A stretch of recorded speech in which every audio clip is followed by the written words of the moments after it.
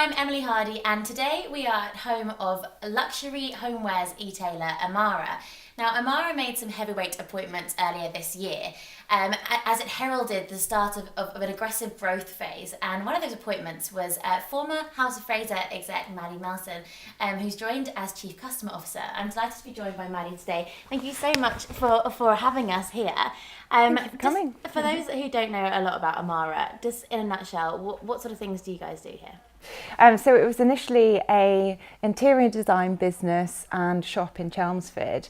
Andrew realised that online was growing really quickly and built a website quite early on and managed to build a really successful online business both in the UK and internationally. But the company has really retained a family feel throughout that time. Everybody truly cares, and that's what's so wonderful about it. So what are the actual sort of the unique features about Amara that made you want to leave the likes of John Lewis and House of Fraser behind you and come work here? I always wanted to move back to a smaller business. I was previously, before John Lewis and House of Fraser, I was at Fig Leaves. Right. So it's been, I've learned a huge amount over my years at department stores, and I really wanted to put some of that into practice in a smaller business where you can make a lot happen very quickly and see the results. I know you've been working closely with the former Tesco CCO, Robin Terrell, is that right? What's the top of your to-do list? What have you been looking at about trying to achieve next? So initially for me, a lot of it was about getting the team into a situation where we have some processes in place that help people really understand their accountability and remits in certain areas and set them up to succeed as well as they possibly can in future. So a lot of what I've been doing so far is really putting those foundations in place so that we can excel our growth in future. Yeah, I know one of the ambitions is to try and grow the organic customer acquisitions. How exactly does a company like Amara go about achieving that? We've done really well actually in acquiring customers over the years, and we've built a lot of our business on our Google presence. What we need to do in future is really build a brand that customers want to associate with and want to have their house fully furnished with, and make sure that they really feel connected to Amara as a brand. So one of my major focuses is making sure that it's very clear in customers' minds what Amara stands for, and everybody within the business as well is making sure that all of our touch points feel like that and sing the same song. Are you noticing a slowdown in consumer confidence in the big ticket sort of furniture world? And is that something that you think will continue? And if so, what plans do you have in place?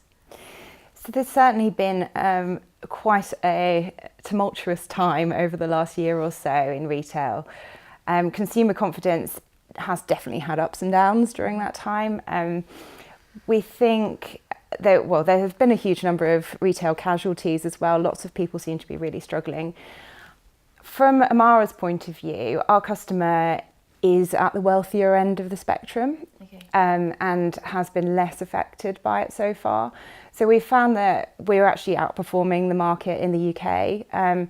We have quite a lot of international sales as well, which is obviously less affected, and actually the exchange rate has really helped us grow in those markets too. So we're actually quite confident, quietly and cautiously confident Quite well placed to tackle it. That we're doing okay. But I think part of it is we don't focus on furniture as much as some other homeware retailers. We're a lot more about the accessories and furnishing, the finishing touches on your home. Little really big tickets. Yes. So how big can it get for Amara? It's grown so quickly, and it's it's such a strong player now in the space, a real disruptor.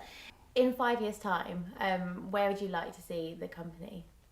In the next year or so, our key focuses are A by Amara range for one thing.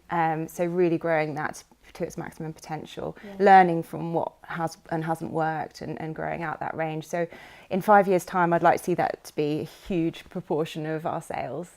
We're also really focusing on our international markets, particularly the USA.